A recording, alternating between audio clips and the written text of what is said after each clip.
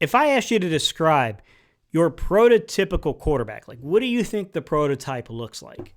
Would your opinion be something that resembles a Nick Foles? And I know we're getting into some very subjective territory.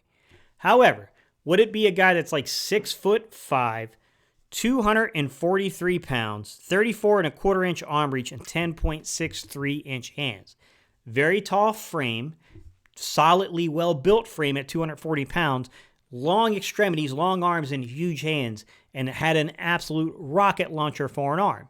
Would it be your prototypical statue, your, pocket passing quarterback? Would that be your answer? Or would your answer maybe look a little bit more like Donovan McNabb? Would your answer be a guy who's about 6'2", 225 pounds, 30.75-inch arm reach, and 10-inch hand size? Now I'm going to separate the whole debate about mobility, your ability to play on schedule versus off schedule for just a moment.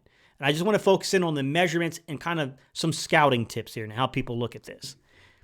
You get a million different answers from a million different people. I'll just give you my insight to this. Me personally, I've had better luck when coaching quarterbacks when you have a guy who has somewhat towards the average in the arm reach, but larger hands.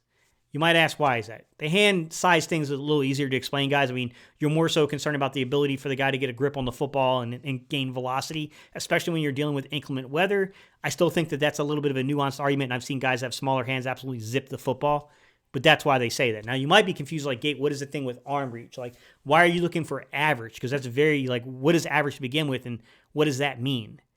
31.75 to me to about 31.88 inches, so right under 32 inches for me, is about the average arm reach for a quarterback I look for in most quarterbacks, subjective to the height of the quarterback, to be quite honest.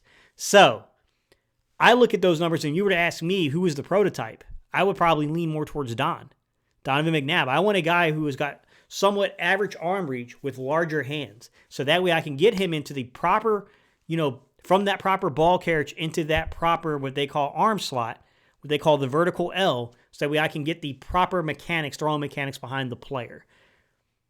With that said, boy, do we got an in-depth conversation coming up about former Stanford quarterback, Tanner McKee. All right, guys, let's get it.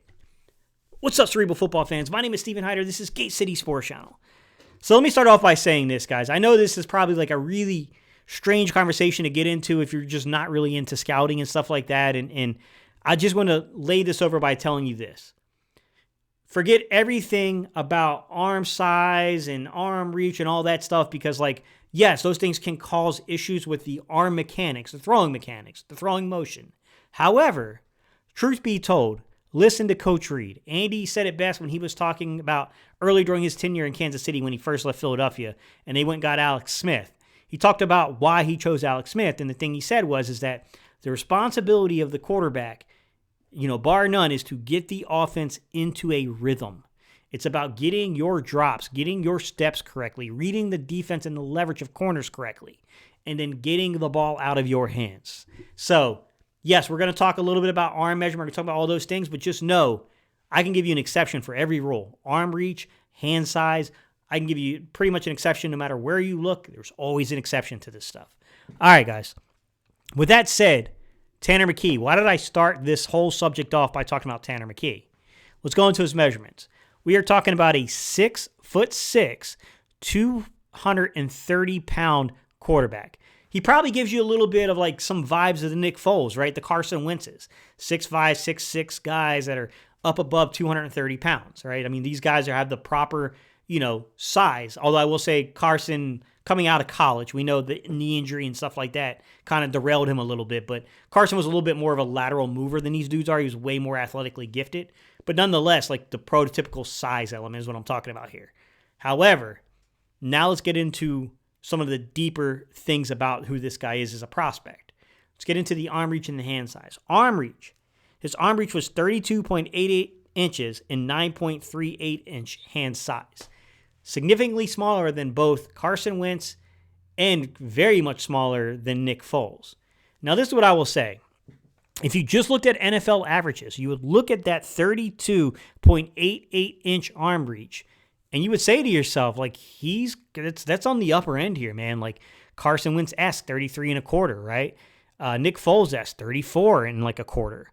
Like, he's definitely up there. Like, his arm reach is pretty high. I would probably push back and say, this is where you got to be careful with this stuff. It's all relative to the height of the player, right? I mean, if he was 6 foot with 32.88-inch arm reach, like, that dude's got long limbs for his size, right? But as a 6'6" player with 32.88 arm reach, it might be slightly above what you might expect, but it ain't drastic. It ain't crazy. Like, to me, I don't know that without seeing this young man up close and personal throwing the football, that I'm necessarily just judging from the arm reach numbers that are reported to me, concerned about whether or not he's going to have an elongated delivery. That's what this is all about, guys. We were talking about going from that ball carriage to getting to the proper arm slot. From what they call that vertical L to the horizontal L, all right? I don't know that is going to be a concern here. It's hard to say. And I will tell you right now that we can argue this so many different ways about so many different players in terms of these measurements and whether or not they matter. Because to be real with you, while I think Donovan McNabb had what I would call very attractive measurements for me, like what I look for when I'm trying to coach quarterbacks, like, okay, average arm reach, somewhere in the average, maybe even slightly smaller than average in Don's case, to having larger hand size, which I think leads to having a good grip on the football. And then I know for a fact that I can coach this young man up with proper technique to actually get his arm slot correct. But when you look at a guy like Tom Brady, I mean, Tom Brady was 6'4" with 32.75-inch arm reach himself, but only 9.38-inch, hands. Smaller hands, longer arm reach, but you're also going to get into the argument of, just like we just talked about with Tanner McKee, 6'4", slightly larger, but is it drastically larger? I think that's where you can get into some pretty nuanced, questions. I'll say that if the name bothers you, I'll give you another name to say, like, okay, to Gates' point, like what we would probably consider the prototype. I would say just look at a guy like Drew Brees. Drew Brees was only 6 foot, 213 pounds. So from the height and the weight standpoint, you got concerns there. I'm not saying he's the prototype there. But he had 31-inch arms, okay? And he had 10.25, so 10.25-inch hand size. Average NFL arm reach with probably slightly under, but because he's only 6 foot, I'm going to say that that's right around the average. To larger hands. Like, it's the thing that a lot of scouts, a lot of coaches, we kind of look for in terms of the quarterbacks.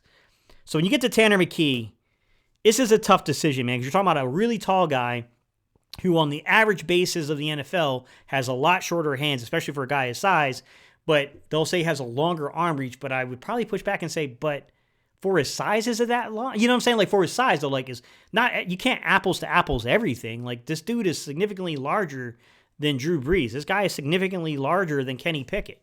He's 3 inches taller than Kenny Pickett, right? I mean, he's still 2 inches taller than Tom Brady. Like, I don't think that you can easily say some of the things that are said at times, to be quite honest. All right, guys, this is a tough one. I do think this is going to be one of the better camp battles. I think there's a 33.3% chance that Tanner McKee can make this roster as a third quarterback. I think there's a 33.3% chance that a guy like Ian Book can make this roster as the third quarterback. And I think there is a 33.3% chance that the third quarterback is not on our roster yet. He's on someone else's roster. And then following the initial cut downs or whatever, or via trade, however this happens, probably following initial cut downs, they'll add that guy. Obviously, Ian Book and Tanner McKee are going to get first crack at it. I will say that since Tanner McKee has been drafted by the organization, he may get a leg up, but Ian Book's got a year in the system now, so you could also look at that and say from an experience standpoint, Ian Book has a leg up. Ultimately, the other 33.3% can't happen, meaning an outside quarterback, unless Ian Book and Tanner McKee fail to secure the spot. From what I saw on tape, guys, he's got the arm talent. I'm just going to say, going back to Andy Reid's original point about quarterback play, what will make or break Tanner McKee will not be his arm reach. It will not be his hand size. It will be whether or not, as a young quarterback, can he learn, is he disciplined enough to actually get an offense into rhythm? Leave your comments down below. What do you think? Tanner McKee, on, off, don't know? All right, guys, I appreciate y'all, and I'll see y'all in the next video.